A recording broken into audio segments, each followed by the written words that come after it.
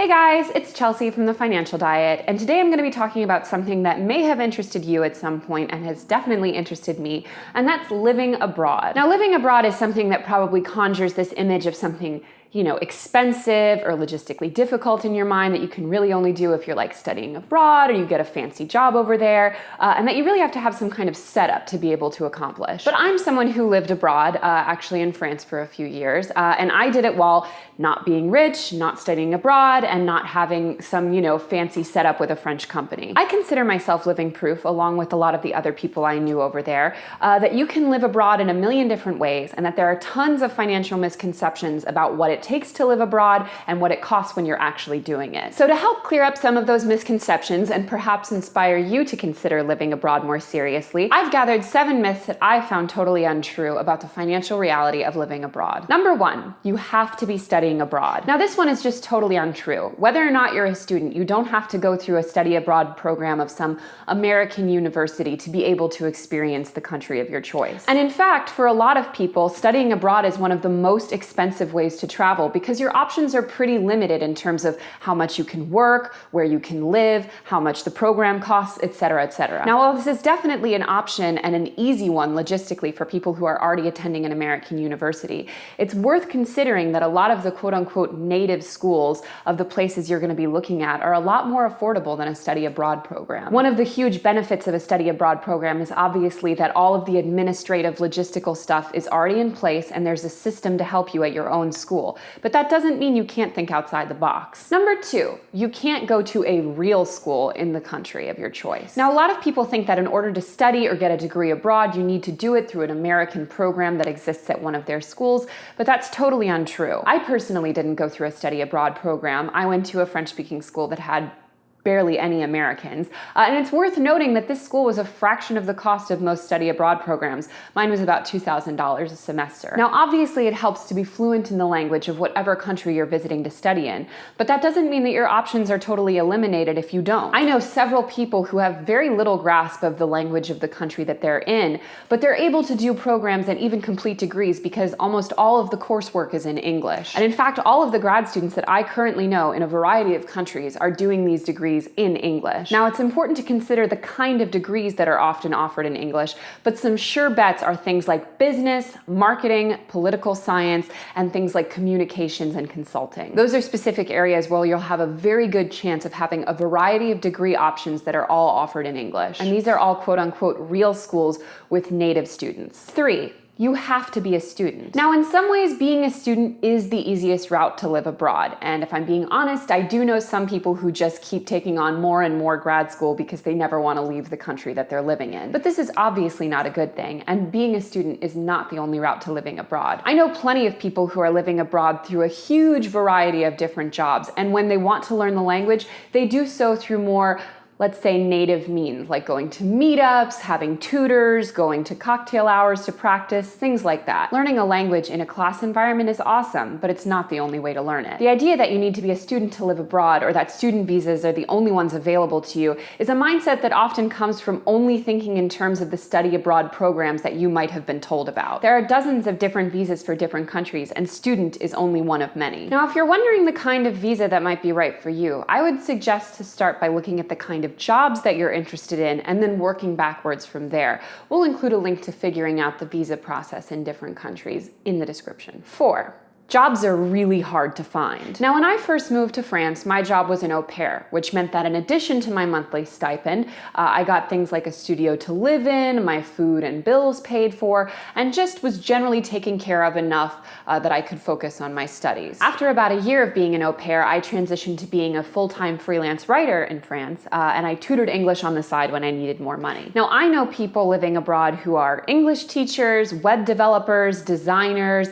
illustrators, tour guides, museum docents, pretty much everything you can think of. Not once in my time living abroad did I ever not have a job, and even though some were better paying than others, they were all more than enough to get by in a city like Paris. Pretty much all of the expats I knew when I was living abroad lived pretty humble lives financially, but we found things to do that barely cost anything in our social lives, like, meetups, picnics, cultural activities, museums, etc. There's this really big myth that when you live abroad and work abroad, it's because you have this really high-paying job and you live this kind of like fancy ambassador lifestyle, but that's almost never the case. And just like in America, the hustle economy applies, and if you feel like your main job isn't bringing you in enough money, it's up to you to find ways to supplement that. And one of the biggest privileges of being a native English speaker is that living abroad means that you will almost always have options for gainful employment. It took me all of 48 hours notice every time I wanted to find a new tutoring client. And I taught English to everyone from high-level consultants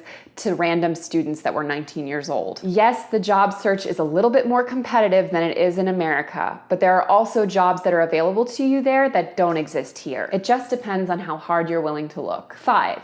You have to have a job in the country. Now, for my last 2 years in France, I was on what's called a visitor visa. And the visitor visa, at least in the EU, means that you have enough money to live here and you're on the grid and everything, but the money's not coming from this country. Now, what I had to do to prove to qualify for this visa was show that I earned more than the French minimum wage, that I had an apartment, that I had all of my bills under my own name, and that I had enough money in my bank account. Now, this visa allows people like freelancers or remote employees to live legally in the country without earning their money in that country. So if you're someone who could work from basically anywhere, you might be surprised that it's pretty logistically easy to live in a country of your choice as long as you can prove your income. 6. Living abroad is too expensive. Now that's just as ridiculous as saying living in America is too expensive, although depending on where you live, that might be true. But what I mean by that is that it just depends on your lifestyle. It can either be really expensive or really affordable depending on how you live. Now in all the time I lived in Paris, I never took in more than $40,000 a year, and it was never a problem. I didn't go shopping that often, I lived in an affordable apartment, I traveled intelligently and not that often,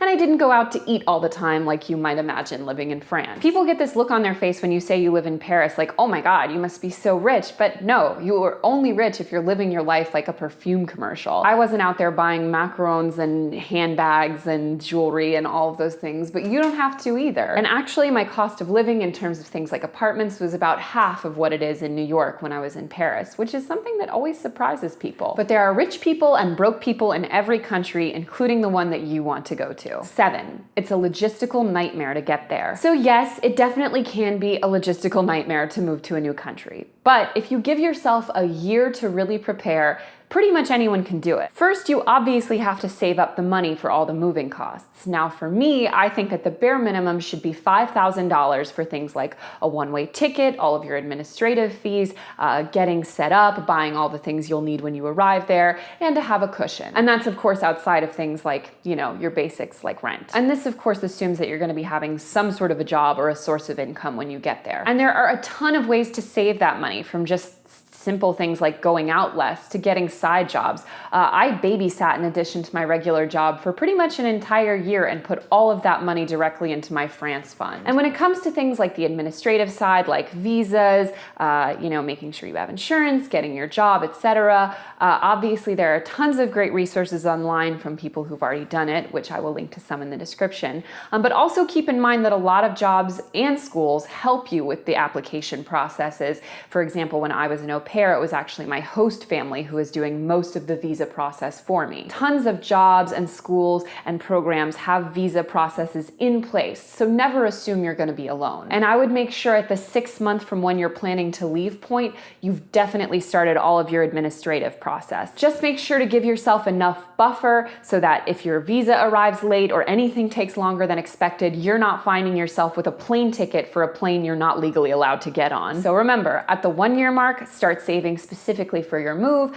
and at the 6 month mark, make sure you've started all of your paperwork processes. The more of a buffer you leave yourself, the better, because there is nothing worse than the, oh shit, I'm about to move abroad panic. Living abroad doesn't have to be expensive, it doesn't have to happen through a study abroad program, and it doesn't mean that you have to live some crazy extravagant lifestyle when you get there. Living abroad is something pretty much everyone can do if you're willing to plan for it. And the first step is deciding that you're ready to take the plunge. And as always, don't forget to hit the subscribe button and to go to thefinancialdiet.com for more. Bye!